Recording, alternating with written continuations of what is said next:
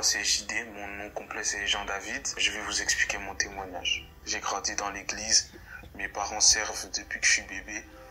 Mais maintenant je suis tombé, on va dire, dans une routine, dans un ennui. Pour moi c'était ennuyant l'église. Tout ce qui était l'église, quand on parlait de Dieu, c'était ennuyant. Donc j'ai été chercher de l'amusement dans le monde.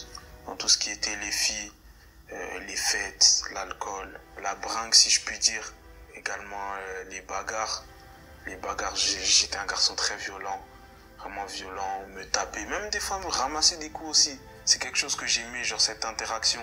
Ça m'animait vraiment. Je me donnais un genre du style, ouais, être impliqué dans les bagarres de quartier, etc. J'aimais aussi beaucoup l'argent. J'étais vraiment omnibulé par l'argent. Pour moi, tout moyen était bon de faire de l'argent, que ça soit propre ou sale. Je peux pas finir pauvre. Et malheureusement, j'ai fait beaucoup de bêtises suite à ça. Mais maintenant, je vais vous raconter comment Dieu a totalement transformé ma vie du jour au lendemain. Je vais raconter comment Dieu a totalement transformé ma vie du jour au lendemain. Mes amis, on avait pris un appartement à la mer pendant un mois. Un soir, j'étais sorti ce soir-là, je me suis battu, je me suis encore battu. D'ailleurs, j'étais très fier, j'avais mis un KO, etc. Je me suis encore battu, bref. Ce soir même, quand je suis rentré, j'étais vraiment fier, content de ma victoire, si je puis dire. J'étais un peu exténué, j'avais passé une longue journée, je suis parti dormir. Il faut savoir, on était 10 dans l'appartement avec mes potes. On avait pris un appartement de 10 personnes, donc il y avait différentes chambres. Moi, j'étais dans une chambre avec deux amis. Avec deux amis, il y avait un grand lit, un lit normal. On était à 3 dans la chambre. Donc moi, je suis parti dormir en premier. Et par la suite, mes amis m'ont rejoint. Mon pote, il aimait bien mettre des musiques un peu pour s'endormir, etc. Et ce soir-là, il avait mis une musique très très douce. C'était de la mélo comme ça, mais c'était pas de musique chrétienne. En temps normal, si j'avais écouté cette musique, vraiment j'aurais apprécié et tout, mais là j'étais dans mon sommeil et je suis réveillé par une douleur, je comprends pas ce qui se passe. Et il faut savoir que j'étais en train de trembler dans mon lit, j'avais vraiment des réactions, genre je sentais vraiment une brûlure qui venait de la musique. Et mon pote il comprend pas ce qui se passe, il rigolait un peu, ils étaient deux, hein. Et je lui dis, s'il te plaît coupe la musique. Et lui, il a pris ça à la légère, il a baissé le son un peu, il a pas vraiment coupé. Donc moi, du coup, j'essaie de boucher mes oreilles. Et là, la musique me traverse, genre la musique me traverse, c'était une brûlure, des ondes bizarres. Et je continuais à trembler, je continuais vraiment à trembler. J'ai commencé à crier, je lui ai dit coupe la musique. Frérot, il se passe vraiment quelque chose de bizarre. Et maintenant, j'entends une voix qui me dit t'es mort. À ce moment-là, qui me dit t'es mort. Donc moi je comprends pas, pris de panique, je commence à me lever, m'habiller. Je dis je peux pas rester ici, je dois partir. Parce que je sentais cette douleur, je me sentais mal, je comprenais pas ce qui se passait. Et j'ai commencé à dire à mes potes, donc il y avait avec moi mon pote chrétien et mon pote musulman. J'ai dit ouais, priez pour moi les gars, priez pour moi. Je sais pas ce qui se passe, mais priez pour moi, appelez un pasteur, appelez mes parents, mais priez pour moi. Et du coup, mon pote chrétien qui était avec moi, qui a mis la musique, il n'a pas vraiment fait attention. Mon pote musulman, il s'est vraiment mis à prier. Il faisait ses prières, du coup, en arabe, etc. Et maintenant, j'entends cette même voix qui est mort, qui m'a dit t'es mort, qui se moque de mon pote et qui dit inconscient, tu pries la mauvaise personne. Et à ce moment-là, du coup, moi, j'ai vraiment paniqué. Et je me rapproche de lui, je dis frère arrête, je dis frérot arrête. Et lui il pensait que je sais pas, il me délivrait, donc ça veut dire qu'il parlait encore plus fort. Et à ce moment-là, il m'est arrivé vraiment quelque chose de fou. J'étais là et je me suis vu moi-même, mais en train de flotter, moi-même devant moi. Donc ça veut dire que je me voyais deux fois. Et à ce moment-là, je suis devenu, mais quand je vous dis complètement hystérique, j'étais fou. J'ai commencé à crier, sauter, j'essayais de courir en fait, comme si je courais après moi-même et j'étais fou, je criais. Et quand j'étais dans cet état-là, faut savoir que j'ai pris conscience de vraiment toute la vie. Je sais pas comment ça se fait, mais je savais tout. Et je disais les gars, aidez-moi, je vais aller en enfer, je vais mourir, appelez un pasteur, appelez mes parents, je vais mourir, je vais en enfer. Et je courais après moi-même.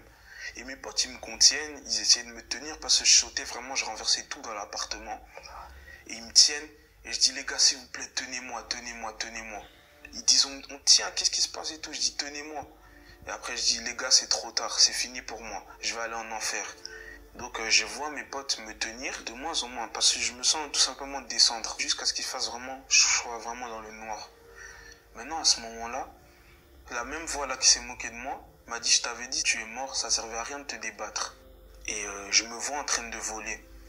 Et on me dit, tu vois. Et après, je me vois en train de me battre. On me dit, tu vois. Et en fait, j'ai vu une série de choses que j'ai fait dans ma vie de mal. Et à chaque fois, on me disait, tu vois, tu vois, tu vois, tu vois, tu vois. Il faut savoir que quand j'étais dans cet état-là, bon, comme je vous ai dit, je savais tout, je comprenais tout. Donc ça veut dire que j'avais pris conscience du bien, du mal. J'avais pris conscience que le paradis, l'enfer existait. J'avais pris conscience de tout, de toute la vie. Et maintenant, j'entends orateur, orateur, orateur, orateur. J'entends ça plusieurs fois. Je me vois en même temps prêcher devant, enfin parler devant des foules, devant des gens.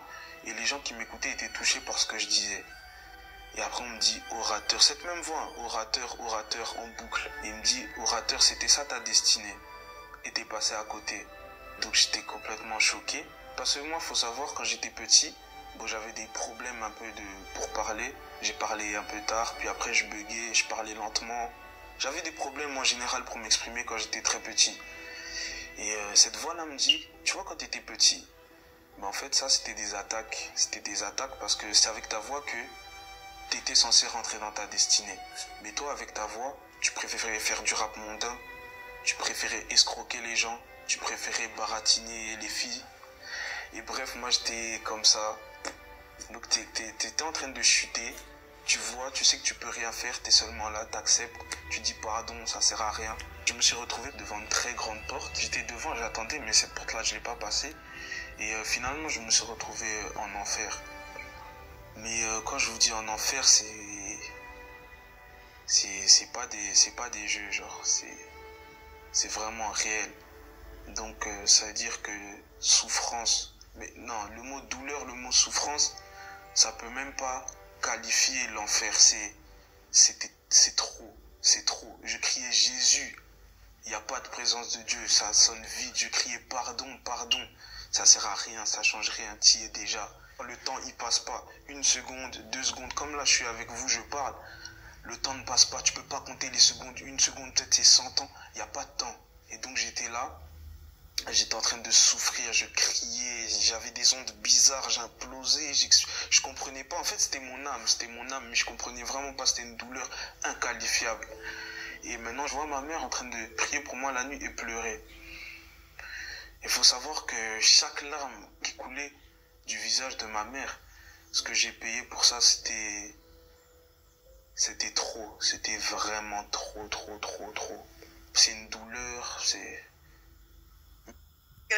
vraiment trop, trop, trop, trop. C'est une douleur, c'est... Même le mot douleur, c'est pas assez. Ensuite, il faut savoir qu'avant, je faisais du rap. Je m'efforçais à essayer de me faire un nom, etc., à faire des choses pour qu'on entende parler de moi. Donc, ça veut dire que, logiquement, j'influençais des personnes derrière moi.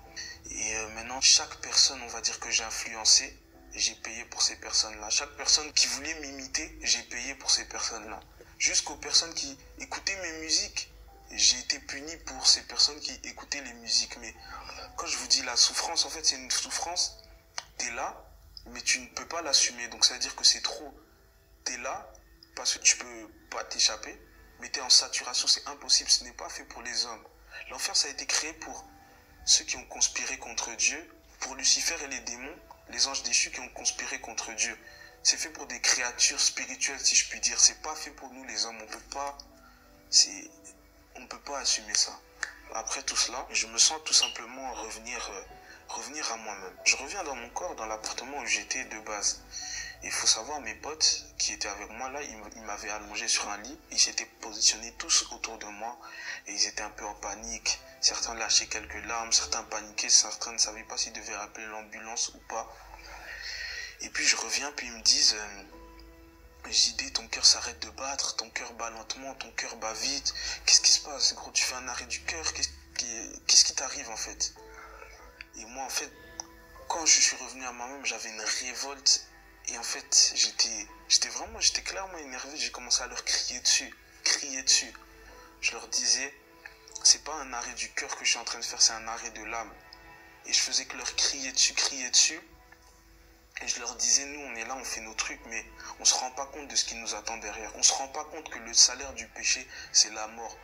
Mais la mort spirituelle, Et la mort spirituelle, c'est pire que la mort physique. Et faut savoir, en fait, je faisais des allées-venues. Je faisais vraiment des allées-venues.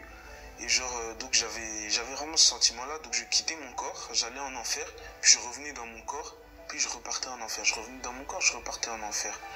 Et moi, je comprenais pas. Je leur disais, mais attendez, c'est de la torture. Donc moi, je vais mourir devant vous, mais je vous aurais dit ce que c'est l'enfer. Donc moi, je vais être l'exemple, la leçon pour tout le monde. En fait, j'étais vraiment révolté. Je leur disais, vous pouvez pas aller où je suis, vous pouvez pas aller là-bas, c'est pas fait pour nous, c'est impossible. Donc moi, je leur criais dessus, puis d'un coup, ma langue a commencé à brûler. Comme s'il y avait une lueur qui était dans ma bouche, et ça sortait tout seul, c'est pas moi qui parlais. Et ils m'ont dit qu'apparemment, ce que je leur disais, c'est que je prêchais, je les exhortais. Moi, j'étais un type, je lisais pas la Bible. Je lisais très rarement la Bible, même si je l'ai jamais lu de ma vie avant. Et je leur sortais des versets bibliques, je leur prêchais, je leur ai parlé apparemment des 7 années de tribulation, je leur ai parlé de plein de choses en fait. Et genre ma langue brûlait. Et moi, je voulais juste dire, les gars, évitez l'enfer, mais il y a tout ça qui sortait de ma bouche et je contrôlais pas ce qui sortait de ma bouche. Comme je vous ai dit, l'enfer, il n'y a pas de temps. Donc, c'est-à-dire, quand je revenais, je vous promets, j'avais l'impression d'être super vieux. J'avais l'impression peut-être d'être parti 200 ans, 100 ans, 10 ans. Alors que peut-être je sais pas, peut-être je faisais des allées-venues de quelques secondes, mais j'avais l'impression vraiment d'être parti longtemps. Et quand je revenais, j'avais le sentiment d'être encore plus vieux. Donc, à un moment, dans ces montées-descentes, j'ai ressenti un poids. C'est pas un poids que tu peux porter, c'est un poids vraiment qui me tirait de l'intérieur et je me sentais encore descendre. Et je disais, les gars, tenez-moi, c'est trop lourd, c'est trop lourd. Et comme je vous ai dit, dans cet état-là, j'étais conscient d'un peu de tout. Donc ça veut dire que je disais, les gars, je suis en train de porter le poids de vos péchés. Là, je vais descendre parce que je porte le poids de vos péchés, c'est trop lourd. Et ils essayaient de me tenir, mais ils tenaient mon corps, pas mon âme. Donc mon âme était en train de redescendre. Et j'étais en train de crier et tout. Puis j'ai dit, mais attendez, en fait, là, je suis en train de porter le poids des péchés de vous, ici, mes 5 amis qui êtes autour de moi. Mais Jésus a porté le poids des péchés de toute la terre. Le poids des péchés de vous, de moi, de tout le monde. Et moi, quand je vous dis les 5 amis là, le poids, c'était un truc, ça tirait mon âme de l'intérieur. Et je leur disais, tenez-moi, je criais, c'était trop lourd. Ils me tenaient, je suis quand même redescendu. Et quand je suis redescendu, je pense pour la dernière fois, je vois mon pote tout simplement en train de faire des bêtises. Et maintenant, moi, j'ai commencé à dire, mais attendez, c'est mon pote, c'est pas moi. Pourquoi je devrais souffrir pour mon pote? On m'a rétorqué, les bêtises de ton ami, c'est des bêtises aussi si tu le fréquentes. Soit tu l'aides ou tu l'empêches de faire ça, ou soit tu arrêtes de le fréquenter. Après ça, j'ai encore souffert. Même le mot souffrance, c'est même pas assez. À un moment, dans toute cette douleur-là, quand je vous dis la douleur, là, c'est déjà insupportable. Mais là, c'était vraiment le summum de l'insupportable. C'était impossible. C'était de trop. Et comme je vous ai dit, je savais tout. Et quand j'ai ressenti cette douleur-là, cette implosion, cette explosion, ces vibrations bizarres, c'était vraiment de trop. Et en fait, c'était la souffrance tout simplement d'un homme de Dieu. D'un homme de Dieu qui finit en enfer. Et c'était la pire de tout ce que j'ai déjà vécu avant, c'était la pire de toutes.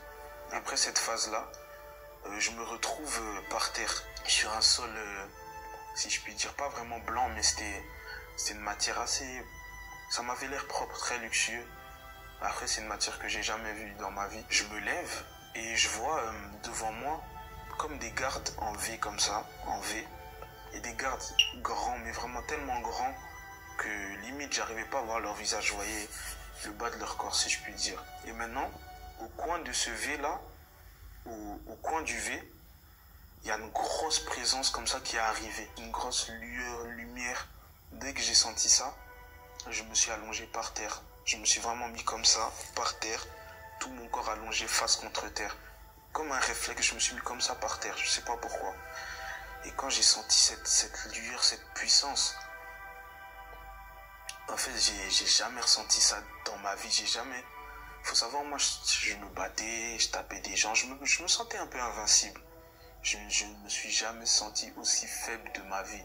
Jamais. Quand j'ai senti cette puissance-là, je me suis dit, mais en fait, je suis moins qu'un insecte, je suis une poussière. Cette puissance-là, même comme ça, un souffle, il y a plus de planétaire, c'était trop puissant, je me suis jamais senti aussi vulnérable de ma vie. Et genre, j'étais tétanisé, j'avais vraiment peur. Enfin, c'était pas vraiment de la peur, c'était de la crainte, j'étais tétanisé, je bougeais pas. Déjà, je n'arrivais pas à bouger, j'arrivais pas à lever la tête et j'étais conscient que si je levais la tête, j'arrivais à regarder ça de mes yeux, j'allais complètement me faire désintégrer, c'était trop puissant, je pouvais même pas regarder, je pouvais pas lever les yeux. J'étais là en train de pleurer, je disais pardon, je veux pas mourir, pardon, je peux pas aller en enfer, pardon, pardon. Et je m'exprimais en fait, faut savoir, je m'exprimais un peu avec l'argot. J'étais un peu trop à l'aise quand je parlais. Je m'exprimais un peu en argot, des langages de jeunes, etc. Et maintenant, cette puissance-là, Dieu, tout simplement m'a dit, est-ce que tu sais à qui tu parles? Quand il a dit ça d'une grosse voix, c'était pas une voix énervée ou quoi, c'était une voix autoritaire. On m'a dit, est-ce que tu sais à qui tu parles? Quand j'ai entendu ça, instantanément, tout mon corps a commencé à brûler. Je commençais à crier. J'ai dit pardon, pardon, pardon. Je vais m'exprimer en bon français. La langue que tu as inspirée aux hommes. Avec l'intelligence que tu as donnée aux hommes. Pardon, pardon. Et j'ai commencé à m'exprimer bien. Mais quand je vous dis bien m'exprimer, moi j'avais un peu... Bon, mon langage avant c'était compliqué. Hein, beaucoup d'argot, etc. Là, j'ai jamais autant bien parlé de ma vie. Je parlais vraiment de manière distinguée. Comme si j'étais face à un président, comme si j'étais face à un roi. Je disais oui, vous, pardonnez-moi, etc., etc., etc. Et maintenant, d'un coup, j'ai commencé à parler tout seul. Je sais pas comment ça se fait, mais j'ai commencé à parler tout seul. Et déjà, c'était pas ma voix, c'était une voix particulièrement grave. Il faut savoir, mon âme était ailleurs, mais mon corps était dans l'appartement. Et mes potes, ils entendaient ce que je disais, ils entendaient ce qui sortait de ma bouche, ils entendaient ce que je disais. Et cette voix-là, grave-là aussi, ils l'ont entendue. En fait, j'étais en train de promettre, tout simplement. Et j'ai commencé à promettre de consacrer ma vie à Dieu, passer ma vie à témoigner, de passer ma vie à gagner des âmes, passer ma vie à servir Dieu. Et quand j'étais en train de faire cette promesse-là, en fait, je promettais pas devant n'importe qui. Donc ça veut dire que j'avais ce sentiment, cette douleur-là, comme si j'étais en train de redescendre. En fait, c'était soit je m'accroche à cette promesse, soit je vais en enfer, soit je meurs. Soit je m'accroche à cette promesse-là de servir Dieu, soit je meurs. Donc j'étais en difficulté et j'avais une grosse voix. Je disais, oh, je promets. J'avais vraiment une grosse voix. Je sais pas comment ça se fait. Mes potes pourront témoigner. Ils ont entendu cette grosse voix-là. Et donc j'ai promis de servir Dieu, consacrer ma vie à Dieu, consacrer ma vie à témoigner, de faire de ma vie un témoignage, gagner des âmes. J'ai promis tout ce genre de choses. Et maintenant, bon, j'ai plus ce sentiment de douleur là, et je reste tout simplement allongé, tétanisé, toujours allongé, face contre terre. Et maintenant on me dit, relève-toi, lève-toi. Et moi j'arrivais pas. En fait j'avais cette crainte, cette puissance. Quand j'ai senti cette puissance, j'ai dit je peux pas me lever. J'arrivais pas à me lever. Je suis resté allongé toujours face contre terre. Maintenant on vient, quelqu'un m'aide à me relever tout simplement, m'aide à me relever. Je me mets pas debout droit, tête levée et tout, non. J'étais resté à genoux, on va dire, à genoux, un genou à terre et une jambe comme ça, et j'avais la tête baissée. Je pouvais pas lever la tête, c'était impossible. Donc quand j'ai été dans cette position-là, j'ai commencé à regarder autour de moi, mais pas devant. Hein. Donc j'avais toujours la tête baissée, je ne me permettais de regarder que sur les extrémités. Je pouvais pas, absolument pas lever la tête, impossible pour moi, j'allais me faire décimer, trop puissant. Je vois tout autour de moi en fait plein d'hommes, tout plein d'hommes. Et comme je vous ai dit, dans cet état-là, j'avais la connaissance et j'avais la conscience des choses. Je sais pas comment ça se fait, mais j'avais la conscience de tout. Et quand je voyais ces hommes-là, en fait, je voyais des hommes de Dieu. Je voyais des prophètes, des évangélistes, des pasteurs. En fait, c'était des hommes de Dieu. Et ils étaient aussi dans la même position que moi, donc un genou à terre et la tête baissée. Ils avaient sur eux une sorte de, si je puis dire, une cape, couverture, comme une fourrure sur eux, sur leur dos. Et ils tenaient de la main droite un bouclier, de la main gauche une épée. Donc je regarde comme ça un peu autour de moi, ok, j'ai vu ça. Maintenant moi, je sens tout simplement qu'on me met aussi cette fourrure, cette sorte de fourrure sur mon épaule, on me met aussi ça. Maintenant on me donne aussi un bouclier dans la main droite, une épée dans la main gauche. Maintenant, on pose un coffre à mes pieds, un petit coffre, mais ça avait vraiment l'air luxueux. Mais encore une fois, c'est un truc que j'ai jamais vu dans ma vie, mais ça avait vraiment l'air luxueux, une sorte de coffre. Et on me dit ta mission. Et la personne là, quand elle a posé le coffre, quand elle a lâché le coffre, j'ai regardé à ses mains et je vois en fait un trou ici et un trou ici. Ses deux mains étaient trouées.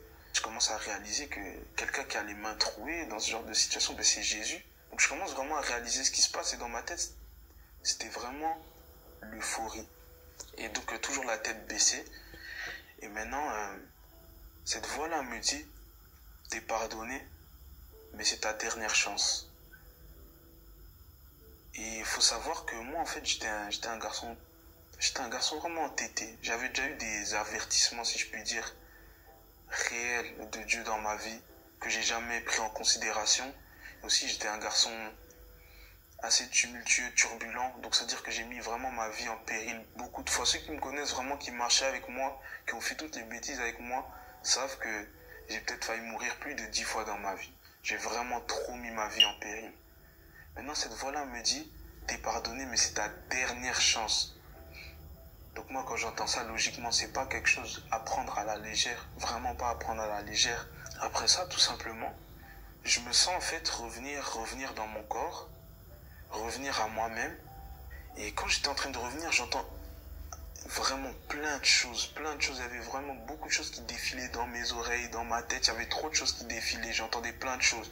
Et j'ai notamment entendu la voix du début, qui se moquait de moi, qui m'a dit t'es mort, qui criait, qui disait non, il en sait trop, il mérite pas le pardon, c'est un pécheur, il en sait trop, il mérite pas le pardon. Et j'entendais vraiment beaucoup de choses, et maintenant je suis vraiment revenu vraiment dans mon corps, et j'étais vraiment en sueur, mon cœur battait vite, je vois mes potes allongés autour de moi, ils m'avaient allongé dans le lit, il y en avait certains qui pleuraient, certains qui stressaient, certains qui... Et quand je suis revenu, j'ai dit, quelle grâce, quelle grâce. Et j'étais en boucle, je faisais que dire, quelle grâce, quelle grâce, quelle grâce. Et après, je leur disais, les gars, en fait, quand j'ai réalisé tout ce qui se passait, je disais, ah, mais attends, là, vous êtes que 6. Parce que je voyais qu'ils ont été touchés par ce qui m'est arrivé. Je dis, attends, donc là, vous êtes que 6. Mais c'est pas assez.